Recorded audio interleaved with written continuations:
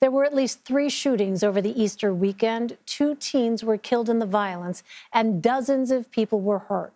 CBS News Chief National Affairs and Justice correspondent Jeff Pegues has more on the spike in crime. The Easter holiday weekend didn't bring peace to America's streets. They got shot. Oh my God. In South Carolina, there were 2 mass shootings. 14 people wounded when gunshots erupted at this mall. Another 9 hurt after a shooting in a club run out of this home. In Pittsburgh, 2 17-year-olds were killed and 10 wounded after more than 100 rounds were fired inside a packed underage party early Sunday morning. Scott Schubert is the Pittsburgh police chief.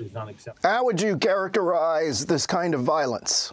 Senseless. I mean, there's no need for this. It breaks your heart when you start thinking about what happened in Pittsburgh. But it seems like every day you look and you see it's happening somewhere else. In the first 4 months of the year, there have been 144 mass shootings. Among them, New York City's subway shooting. 6 killed and 12 wounded in downtown Sacramento. 2 dead in Cedar Rapids, Iowa. 10 shot on spring break in Dallas.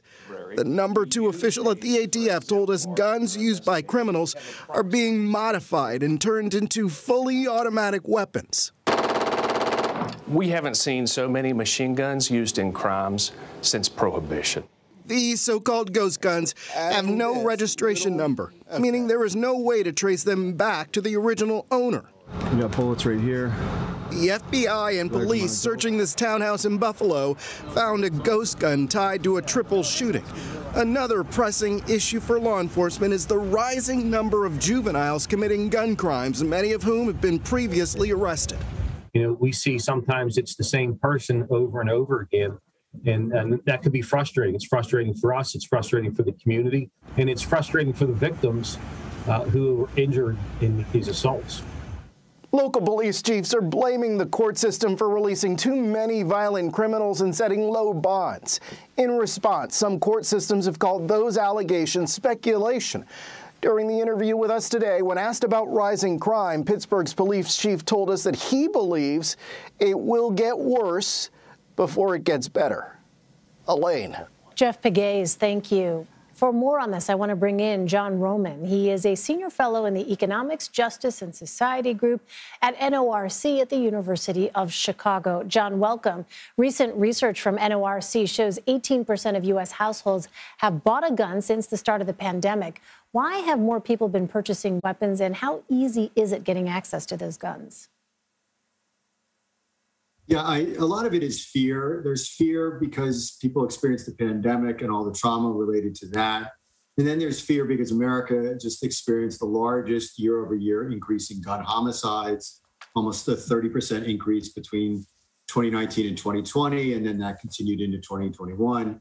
And what that means is people feel uncertain and they're looking for ways to increase their own safety.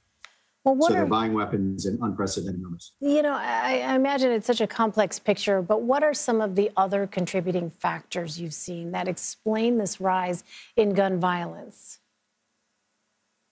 Well, so there's a couple of things going on. There's the fact that gun violence is really concentrated in a small number of American neighborhoods and that are perpetually at a simmer. And in the pandemic, they went to a boil.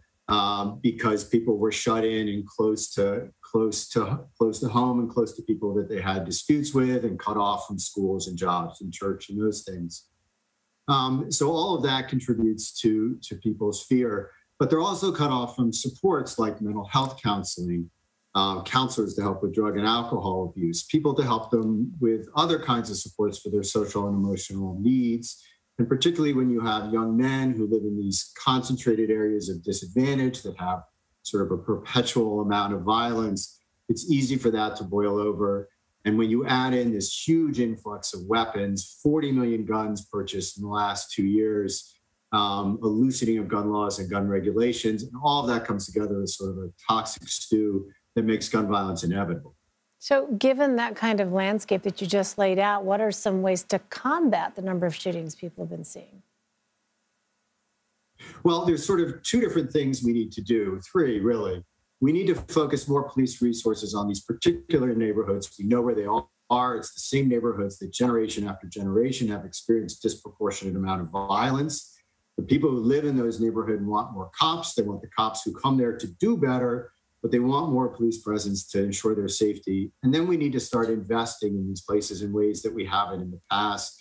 We need to help with the infrastructure. We need to help with prevention. We need to help remove obstacles in people's lives and help create opportunities for them to grow, to have job, to have a career and not just a job, to have a whole set of opportunity that historically hasn't been available to people who live in those places. I mean, those potential solutions you're describing all take, of course, time and resources. In the meantime, according to the Online Gun Violence Archive, there have been more than 5,500 homicides from gun violence this year. Realistically, do you expect this trend to continue? Yeah, I do expect 2022 to be a relatively violent year compared to what we've seen in the past.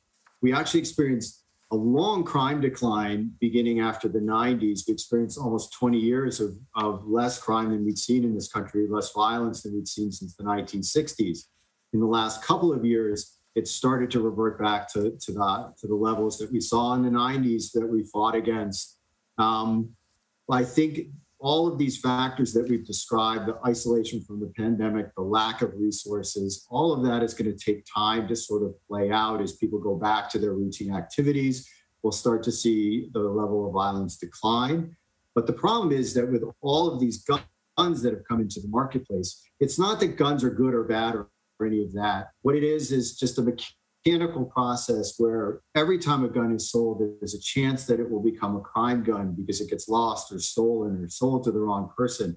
And when you see 40 million new guns, it's inevitable that tens of thousands of those guns or hundreds of thousands of them are going to become crime guns and be used in gun violence. So we have to start doing the kinds of things that Americans overwhelmingly want: background checks, gun registrations, extreme risk protection orders, take guns out of the hands of people who are at risk of committing domestic violence. These are overwhelmingly popular ideas, and they would help to stem the flood of gun violence in the United States. It's a daunting challenge. John Roman. John, thank you very much. Thank you.